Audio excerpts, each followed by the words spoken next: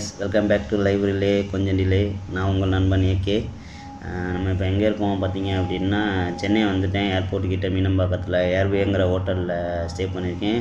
இது நைட்டு கிளம்பி பஸ்ஸே எடுத்தேன். காலையில் ஒரு 4:30க்குலாம் அங்கே வந்துட்டேன். 4:30 வந்துட்டு அதுக்கப்புறம் கொஞ்சம் பிஸியாக இருந்துட்டேன். இப்போ தான் ஏர்போர்ட் போயிட்டு எல்லாம் பார்த்துட்டு வந்தேன். அப்போலோவில் நேற்று போயிட்டு கோவிட் ஆர்டிபிசிஆர் டெஸ்ட்டு கொடுத்துட்டு வந்தாச்சு. ரிப்போர்ட் இன்றைக்கி வந்து என்னோடய ஃப்ரெண்டு, அதாவது நம்மளோட அண்ணனோட சப்ஸ்கிரைபர் வந்து ஒருத்தர் ரிப்போர்ட்டு கலெக்ட் பண்ணிட்டு வந்துடுவார். ரிப்போர்ட் கலெக்ட் பண்ணிவிட்டு அவர் டைரெக்டாக இங்கே வந்துடுவார். இருந்தாலும் ஸ்டாண்ட் பைக்காக நான் என்ன பண்ணேன் அப்படின்னா, இங்கே ஏர்போர்ட் வந்துட்டு இங்கே ஒரு இடத்துல ஏர்போர்ட்லேயே வந்து கீழே வந்து டெஸ்ட் எடுக்கிறாங்க, ஆர்டிபிசிஆர் டெஸ்ட்டு. அங்கே கொடுத்துட்டு வந்திருக்கேன். என்னோடய சாம்பிள் போய் இப்போ தான் கொடுத்துட்டு வந்தேன். 600 தான் கேட்குறாங்க. 6 ஹவர்ஸில் ரிப்போர்ட் கொடுத்துருவாங்க. ஆனால் அப்போலோவில் பார்த்தீங்க அப்படின்னா, நீங்கள் இன்றைக்கி எடுத்தீங்க அப்படின்னா நாளைக்கு அடுத்த நாள் நெக்ஸ்ட் டே 11 மணிக்கு மேலே தான் கொடுக்குறாங்க ரிப்போர்ட்டு. நான் நேற்று வந்து காலையில் வந்து அப்போலோ ரிசப்ஷனுக்கு கால் பண்ணியிருந்தேன், நெட்டில் அந்த நம்பர் எடுத்து. அவங்க என்ன சொன்னாங்க அப்படின்னா, 11 மணி போல் வாங்க, சாம்பிள் கொடுக்குறதுக்கு 11 மணி போல் வாங்க அப்படின்னு சொல்லி சொன்னாங்க. அதை நம்பிட்டு நானும் 11 மணிக்கு போல் போனேன். கரெக்டாக அங்கே 11 மணிக்கு இருக்க மாதிரி போயிருந்தேன். ஆனால் அதுக்கு முன்னாடியே வந்து 8:30க்கெலாம் அவங்க வந்து இது ஸ்டார்ட் பண்ணிடுவாங்களாம். அது எப்படின்னு பார்த்தீங்கன்னா, 2 பேட்சாக எடுக்கிறாங்க கொரோனா டெஸ்ட்டு வந்து. அதாவது காலையில் ஒரு 12 மணிக்கு முன்னாடி ஒரு பேட்ச் எடுக்கிறாங்க. அந்த 12 மணிக்கு முன்னாடி எடுக்கிறவங்களுக்கு வந்து ரிப்போர்ட் வந்து அடுத்த நாள் காலையில் 11 மணிக்கு கலெக்ட் பண்ணிக்கலாம். அது 1 மணிக்கு மேலே எடுப்பாங்க. அந்த பேட்ச் வந்து அடுத்த நாள் சாயந்தரம் 4 மணிக்கு தான் ரிப்போர்ட் கலெக்ட் பண்ண முடியும். இந்த மாதிரி நான் அவங்க 11 மணி சொன்னாங்கன்னு சொல்லிவிட்டு நான் 11 மணிக்கு இப்போ போகிற மாதிரி ரீச் ஆகிற மாதிரி போயிருந்தேன். அங்கே போகும்போது நீங்கள் ரொம்ப டிலேயாக வந்திருக்கீங்க அப்படின்னு சொல்லி சொன்னாங்க. நான் உடனே சொன்னேன், உங்கள் ரிசப்ஷனில் தான் 11 மணிக்கு தான் எடுப்போம் அப்படின்னு சொல்லி சொன்னாங்க அப்படின்னு சொல்லி சொன்னேன். எப்போ ஃப்ளைட்டுன்னு கேட்டாங்க. எனக்கு நாளைக்கு நைட்டு 9:45க்கு ஃப்ளைட்டு, நான் இன்றைக்கி நைட்டு கிளம்பணும் அப்படின்னு சொல்லி சொன்னேன். ஓகே, இனிமேல் சீக்கிரம் வந்துடுங்க அப்படின்னு சொல்லிவிட்டு கொடுத்துட்டாங்க. ஒன்றும் பிரச்சனை இல்லை. நீங்கள் சப்போஸ் டெஸ்ட் எடுக்க போகிற மாதிரி இருந்தால் 9 o'clockலாம் அங்கே இருக்க மாதிரி போயிருங்க. அங்கே ரிசப்ஷனில் சொல்கிறத நம்பாதீங்க, மாற்றி மாற்றி பேசுகிறாங்க. அதுக்கப்புறம் வந்து இன்னொரு இஷ்யூ என்ன அப்படின்னா, என் கூட ஒரு நண்பர் வர மாதிரி இருந்தது. அவரும் நானும் தான் நேற்று டெஸ்ட் எடுக்க போனோம். போகிற வழியில் பார்த்தீங்க அப்படின்னா, அவங்களுக்கு ஏஜென்சிலேருந்து கால் பண்ணி, இந்த மாதிரி உங்களுக்கு இன்னும் பாண்டு ரிலீஸ் ஆகலை, நீங்கள் டிக்கெட்டை வந்து தள்ளி போடணும் அப்படின்னு சொல்லிட்டாங்க. யார் அந்த நண்பர்னு பார்த்தீங்கன்னா, இதுக்கு முன்னாடி ஃபஸ்ட் வீடியோவில் நான் சொல்லியிருப்பேன். இந்த மாதிரி ஏஜென்சி வந்து விடிஎல் பாஸ் எடுத்துகிட்டு 2 days கழித்து தான் அவருக்கு அனுப்புனாங்க. அதனால் டிக்கெட் காஸ்ட்டு கூட அப்படின்னு சொல்லி சொன்னேன்ல, அந்த நண்பர் தான். அவரால் வந்து இன்றைக்கி என் கூட வர முடியல. இந்த மாதிரி பாண்டு கேன்சல் ஆகிடுச்சு, பாண்டு வந்து வரல, அதனால் நீங்கள் 22ஆம் தேதிக்கு வந்து டிக்கெட்டு மாற்றுங்க அப்படின்னு சொல்லிட்டாங்க. அவர் ரொம்ப ஃபெட்டப் ஆகிட்டார், கடுப்பாயிட்டார் ஏஜென்சி மேலே.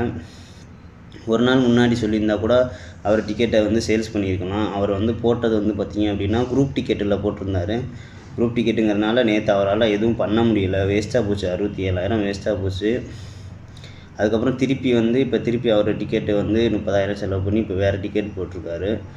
பாருங்கள், என்னென்ன ஏஜென்சியிலேருந்து என்னென்ன அப்ளை பண்ணுறாங்க பார்த்தீங்களா. இந்த மாதிரிலாம் பண்ணும்போது தான் எந்த ஏஜென்சியை நம்புறது என்னன்னே பெரிய பிரச்சனையாக இருக்குது. பிரச்சனைங்கிறத விட பெரிய மன உளைச்சல் தான். இந்த மாதிரி கிளம்புறதுக்காக வந்துட்டு ஆர்டிபிசிஆர் டெஸ்ட் எடுக்கிற வரைக்கும் வந்துட்டு அதுக்கப்புறம் ஃப்ளைட் ஏற முடியாது அப்படின்னா நம்மளோட மனநிலை எப்படி இருக்கும் அப்படின்னு யோசிச்சு பாருங்கள். அதுதான் பெரிய கடுப்பே. அதுக்கப்புறம் நான் ஒரு ஆளாக தனியாக தான் கிளம்பி வந்திருக்கேன். இப்போ சென்னையில் இருக்கேன். நீங்கள் பெட்ரு இந்த மாதிரி அப்போலோ இந்த மாதிரி ட்ரை பண்ணுறதுக்கு கொஞ்சம் நீங்கள் அட்வான்ஸாக வந்து நீங்கள் பேசாமல் ஏர்போர்ட்லேயே எடுத்துடலாம். இப்போ நான் இப்போ போய் கொடுத்துருக்கேன் அப்படின்னா 3 மணி 4 மணிக்கெலாம் நான் ரிப்போர்ட் கலெக்ட் பண்ணிக்கலாம் டைரெக்டாக இங்கே ஏர்போர்ட்டுக்கிட்டே. அதனால் பிரச்சனை இல்லை. உங்களுக்கு இந்த மாதிரி ஏர்லியாக வந்தீங்கன்னா நீங்கள் அப்போலோ கூட அலைய வேண்டிய அவசியம் கிடையாது. இங்கே வந்து இந்த இதுவும் அக்செப்ட் பண்ணிக்கிறாங்க. ஒரு சில கம்பெனிகளில் பார்த்திங்கன்னா அப்போலோவில் எடுங்க அப்படின்னு சொல்லி ஒர்க்கரை ஃபோர்ஸ் பண்ணுறாங்க. அந்த மாதிரி இருக்கிற இடத்துல நம்ம தவிர்க்க முடியாது. அதை கம்பெனி சொல்கிறத வந்து நம்ம தட்ட முடியாது. அதனால் நீங்கள் அந்த மாதிரி சமயத்தில் மட்டும் தவிர்க்க முடியாத காரணத்துக்கு மட்டும் நீங்கள் அப்போலோவை சூஸ் பண்ணுங்கள். இல்லை எங்கே எடுத்தாலும் பிரச்சனை இல்லை அப்படின்னா நீங்கள் ஏர்போர்ட்டுக்கே வந்து எடுத்துருங்க. நீங்கள் எப்படி ரிப்போர்ட் கலெக்ட் பண்ணிவிட்டு சென்னைக்கு வர்றது, இந்த மாதிரி வந்து பிரச்சனையை நீங்கள் பயப்பட வேண்டிய அவசியமே இருக்காது. காலையில் நைட்டு பஸ் ஏறினீங்கன்னா காலையில் வந்துடுவீங்க. வந்தோன்னே 24 hours கிளினிக் அங்கே இருக்குது, லெபரட்டரி. அங்கே கொடுத்துட்டீங்க, காலைல வந்தோன்னே கொடுத்துட்டீங்க அப்படின்னா நீங்கள் மத்தியானம்லாம் கலெக்ட் பண்ணிக்கலாம். ரிப்போர்ட்டு டைரெக்டாக கலெக்ட் பண்ணிவிட்டு நீங்கள் அப்படியே ஃப்ளைட் ஏறிக்கலாம், பிரச்சனை இருக்காது. அந்த மாதிரி உங்களோட தோது எப்படின்னு பார்த்துக்குங்க. அது மாதிரி பார்த்துட்டு கரெக்டாக முடிவு பண்ணுங்கள். நான் ஏர்போர்ட்டில் போய் ஒரு விசிட் பண்ணிவிட்டு வந்தேன். அங்கே கிறிஸ்மஸ்க்கெலாம் நிறையா இது பண்ணிகிட்ருக்காங்க. வேலையும் அப்கிரேடிங் ஒர்க் நடந்துக்கிட்டு இருக்குது, ரெனோவேஷன் ஒர்க் நிறையா நடந்துக்கிட்டு இருக்குது. அதுக்கப்புறம் கிறிஸ்மஸ்க்காக செலிப்ரேஷனுக்காக டாய்ஸ் இதெல்லாம் வச்சுருந்தாங்க. அதையும் அப்படியே பார்த்துட்டு சாம்பிள் கொடுத்துட்டு வந்தேன். இங்கே பார்த்தீங்க அப்படின்னா 600 தான் கலெக்ட் பண்ணுறாங்க ரிப்போர்ட்டுக்கு. 6 மணி நேரத்தில் வந்துடும் RT-PCRக்கு. அங்கே சொல்லிவிட்டு அவங்க ஃபார்ம் ஃபில்லப் பண்ணி கொடுத்து உங்கள் பாஸ்போர்ட்டு காப்பி எடுத்துகிட்டு போனீங்க அப்படின்னா அதை பார்த்து அவங்க ஃபில் பண்ணிக்குவாங்க. ஆன்லைன்லேயும் சப்மிட் பண்ணலாம். பண்ணிவிட்டு நீங்கள் கொடுத்துட்டு சாம்பிள் கொடுத்துட்டு வந்துட்டிங்கன்னா 6 ஹவரில் அங்கேயே போயிட்டு கலெக்ட் பண்ணிக்கலாம். உங்களுக்கு பிரச்சனை இருக்காது. இப்போ எனக்கு 9:45 ஃப்ளைட்டு. நான் ஒரு 6 o'clock பக்கமாக நான் போர்டிங் போட போவேன். போர்டிங் போட்டுட்டு இமிக்ரேஷன் முடிச்சுட்டு அங்கே என்ன ப்ராசஸ்ன்னு சொல்லிவிட்டு நான் உங்களுக்கு அப்டேட் பண்ணுறேன். இங்கே பார்த்தீங்கன்னா ஹோட்டல் வந்து ஏர்வேன்னு சொல்லிட்டு ஏர்போர்ட்லேருந்து வாக்கபிள் டிஸ்டன்ஸு தான், ஒரு 300 மீட்டர் தான் இருக்கும். அங்கே வந்துட்டிங்க அப்படின்னா சிங்கிள் பெட்ரூம் பார்த்தீங்க அப்படின்னா 800லேருந்து 1000 வரைக்கும் இருக்குது.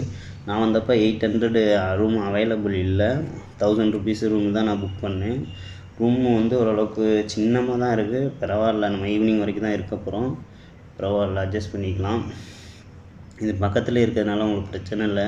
இங்கே நீங்கள் பஸ்ஸை விட்டு இறங்கிட்டு இங்கே வந்து லக்கேஜெல்லாம் நீங்கள் தூக்கிட்டே அலையாமல் லக்கேஜெல்லாம் வச்சுட்டு கூட நீங்கள் போய் சாம்பிள் கொடுத்துட்டு வரலாம். நானும் அந்த மாதிரி தான் பண்ணேன். ஓகே நண்பர்களே, நம்ம ஈவினிங் வந்து போர்டிங்லாம் போட்டுட்டு இமிக்ரேஷன்லாம் முடிச்சுட்டு நான் உங்களுக்கு அப்டேட் பண்ணுறேன். அதுவரை உங்களிடமிருந்து விடைபெறுவது உங்கள் நண்பன் AK. Tata, bye bye.